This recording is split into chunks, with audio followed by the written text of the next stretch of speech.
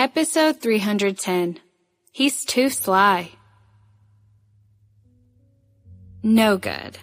Stephen heard that, taking the child in one hand and holding her head in place with his other hand. He took a bite of her lips and asked, "Do I look good?" No good. Stephen took another bite. How about now? Terrible. Stephen held her down and kissed her fiercely like a wolf, but he did not have the heart to be too aggressive.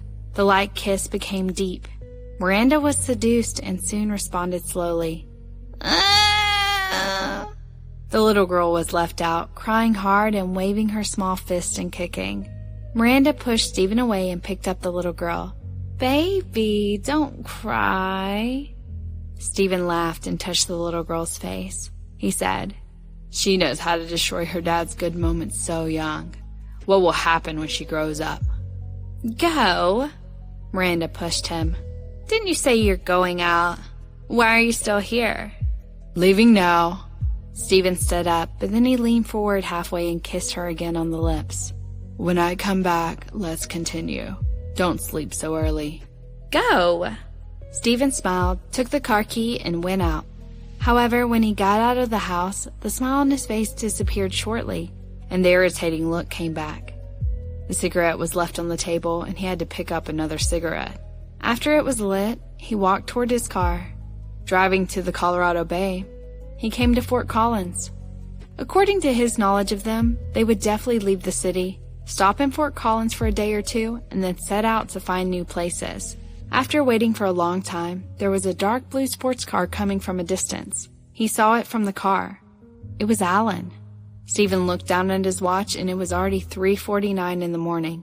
After God knows how many cigarettes, Stephen put his hand on the steering wheel and suddenly stopped in front of the sports car. The dark blue sports car immediately stopped. Stephen looked sideways and glanced at the scared face of Wrong Anna. "Cousin?" Wrong saw Stephen, unfastened her seatbelt, and was about to go down, but Alan held her. He looked at her with cold eyes and said, "Are you crazy? Going down now and turning yourself in?" "He is my cousin, Alan. He won't harm me." Wrong was convinced. "We've been in contact for years. He tried to help me control Jake, get close to his assistant, and is now married to her. And it was because of his help that we were able to keep Jake hostage for so many years. He's one of us." With suspicion, he still nodded because Wrong insisted. Also, Stephen was blocking his way. Thinking for a moment, he unfastened his seatbelt and got out of the car with her. Stephen also got out of the car, threw the cigarette butt on the ground, stepped back and walked over, and handed out the bank cards that had already been prepared. Wrong saw the card and was dazed. Alan was also slightly stunned and looked at him. "Take it.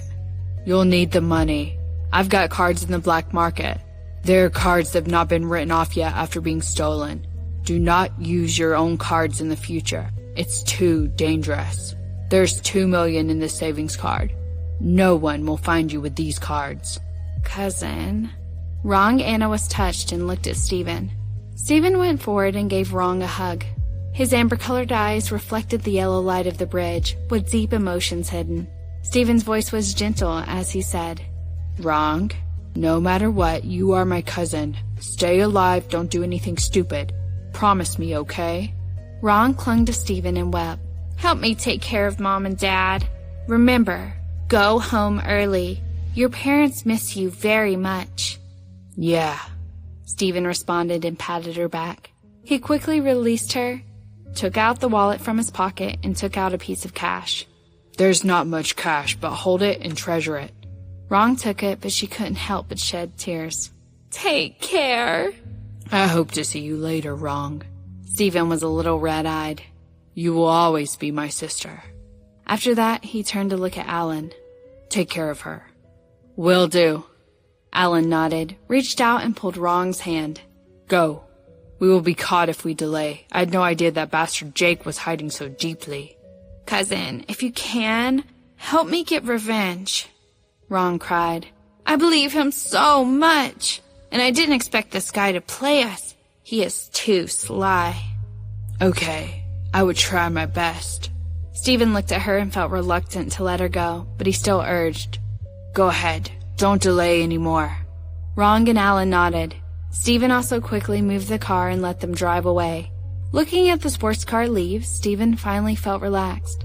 After taking out the cigarette case and slowly igniting one, he started the car, turned around, and headed in the direction of home. When he returned home, Miranda was already asleep, and the child was lying in the cradle, asleep as well. Stephen leaned forward and went down to kiss her face, slowly moving her lips. Miranda turned away dismissively, letting out a whimper. "You smoke so much. Brush your teeth." Then she looked up at the small alarm clock on the bedside. It was already 5 o'clock. She was shocked. "You just came back? Where'd you go?" Stephen straightened up, regardless of her disappointments, and sat down on the bed to hug her, saying, "Something important." "What thing? Why did you smoke so much?" Miranda pushed him, but Stephen did not move. "Are you upset?" Stephen held her tighter, pressed her down, and whispered, "I'm in a better mood when I see you." He was already kissing her lips. Miranda hit him. "The smell is too heavy, and the child is still little. Don't let it affect her. Go shower." "Yes, mother of my child." He sat up, but still went forward. "Another kiss." Miranda bristled and kicked him. "Get lost." However, Stephen ran away fast, and Miranda didn't even touch him. Hearing his proud laughter going far, she heard the door close again, and she turned her fake anger into a smile. Having been together for more than 4 years, and married for 1 year, this guy had been more than 30 years old. Now he was getting more and more childish, and she couldn't stand it. So sad. Why do I have to take care of 2 children alone? Austin Morning Express.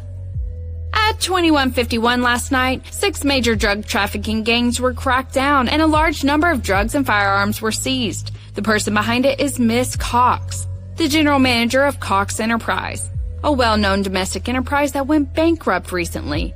The insider revealed that Lila had a very close relationship with Michael Cox, a wanted criminal in an economic scam 4 years ago. According to the investigation, Miss Cox is Lila Cox, who had run away from the Austin Psychiatric Hospital several years ago.